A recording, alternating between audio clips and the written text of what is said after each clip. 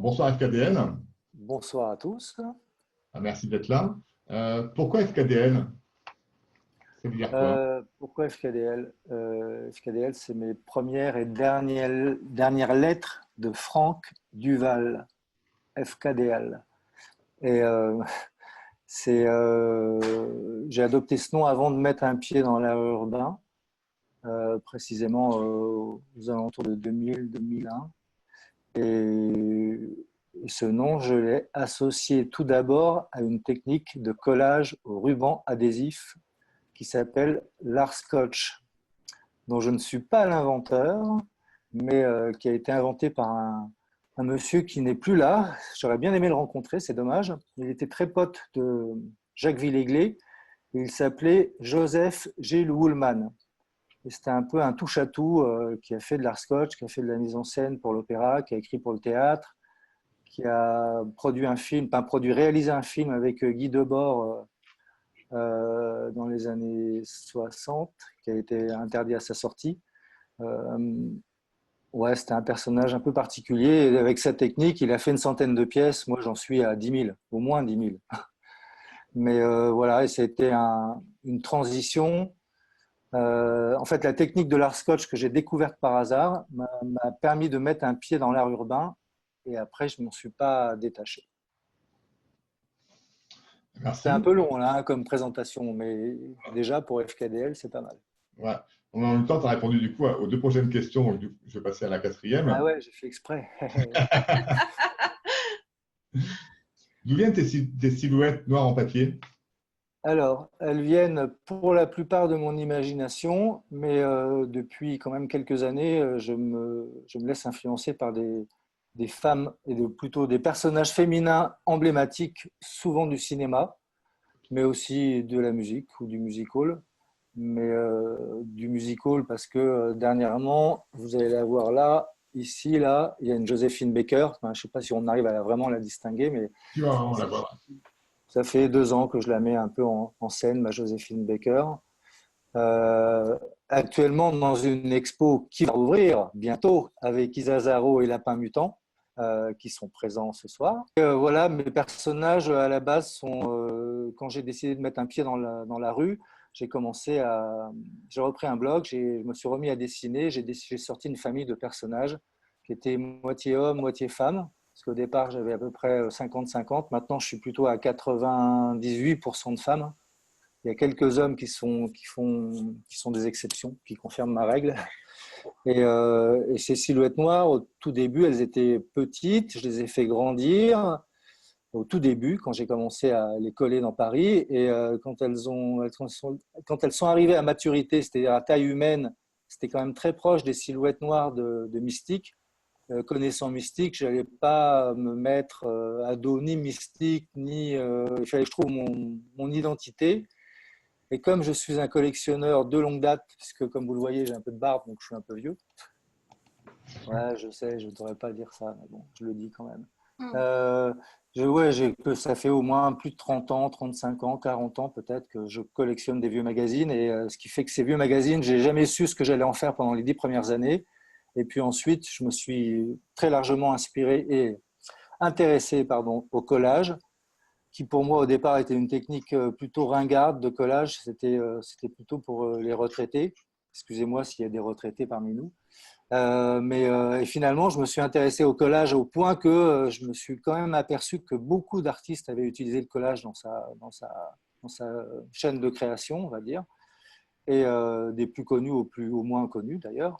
Et moi, tous ces magazines sont devenus un peu ma matière première pour habiller mes personnages. Donc, ces silhouettes noires ne sont pas restées noires très longtemps puisque je suis devenu un peu le styliste de ces personnages en les habillant à partir de vieilles coupures de magazines que j'utilise. Ce sont des vrais vieux magazines. Je ne fais pas de print, pas de photocopie. Je déteste ça.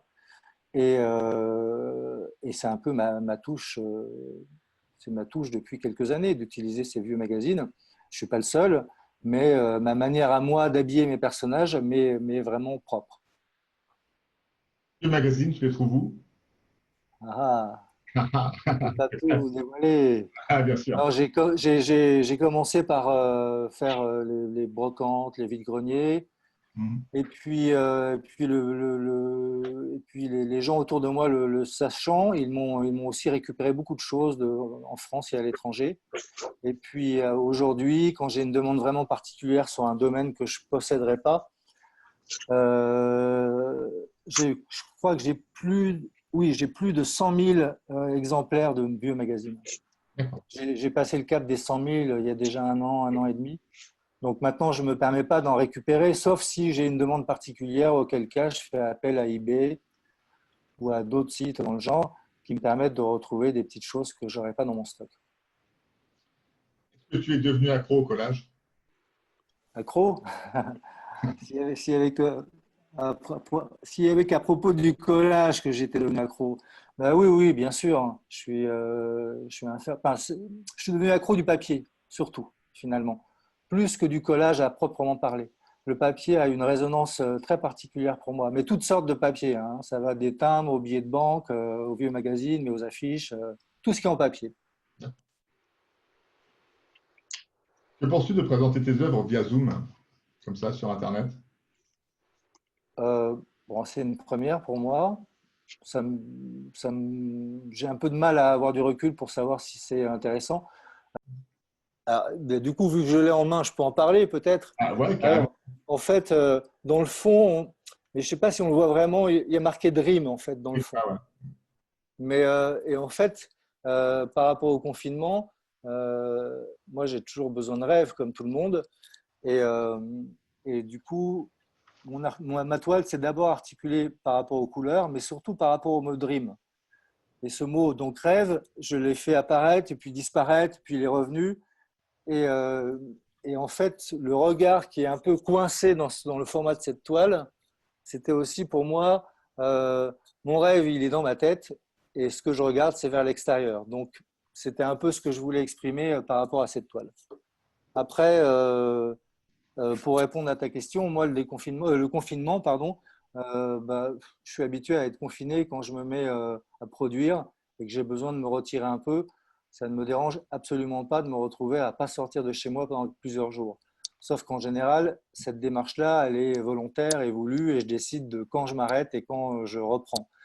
Là, c'était un peu différent, mais bon, j'ai la chance d'avoir un peu de soleil, contrairement à Isa. J'ai plein de potes qui sont là à la maison. Ah ouais, c'est ça le confinement pour toi? Ah, laisse tomber! Non, c'est pas vrai, c'est pas vrai. J'ai pas plein de potes, Ah, je vois même pas d'accord. mes enfants et je suis juste avec ma copine, ce qui est déjà pas mal. Mm, exactement. Et puis sinon, bah, le déconfinement, je vais pas crier victoire parce que ça m'inquiète de voir autant de gens qui portent aussi peu de masques et qui font si peu attention aux mesures minimum de distance, etc. Euh, ouais, je vais y aller gentiment, moi, avec le déconfinement. Je vais les laisser se précipiter dans le métro et je vais continuer à marcher beaucoup à pied. Super. Bah, merci beaucoup, Franck. Donc, Bah, on peut te retrouver bientôt merci. avec Isa Zaro et Lapin Mutant. Tu peux nous en dire un peu plus? Oui, Pas du tout. dans la forêt escargot, j'en ai pas parlé beaucoup, mais pour l'instant, c'est en stand-by, évidemment, et on est entre deux déménagements, c'est-à-dire que là, actuellement, on est encore dans le 14e, mais on sera bientôt à Malakoff. Mais pour l'instant, on n'a pas de date, donc on communiquera dessus ultérieurement. Et en ce qui concerne les expos que je pouvais avoir à venir, bah, tous les projets que j'ai sont en suspens. Et j'avais entre autres, je peux me la raconter un peu quand même, j'avais entre autres une expo solo à New York, à Brooklyn. Ça faisait des années que j'attendais ça et c'était prévu pour le 26 mai. Ouais, Ah, mais c'est mort. C'est foutu. Trump, il va jamais me laisser rentrer à New York. Tu as dit, ouais. Et et puis les pour œuvres? l'instant, ah bah, les œuvres, elles sont chez moi. Oui, mais elles peuvent pas partir là-bas, elles. Non, non, pas sans moi. Ah Non, ouais, non, non, t'as non, pas non. confiance. Pourtant, t'as tes amis de New York, là, de Brooklyn. Oui, oui, non, mais si je vais exposer, je pars avec mes toiles. Mais sinon, non, non. Si j'envoie mes toiles, je ne sais pas si je vais les retrouver ensuite. Ouais, c'est vrai. Ouais, c'est jamais évident. Bah, je te remercie. Voilà, Bah, merci beaucoup, FKDL. bah, c'était un plaisir pour moi. Génial. Partagé.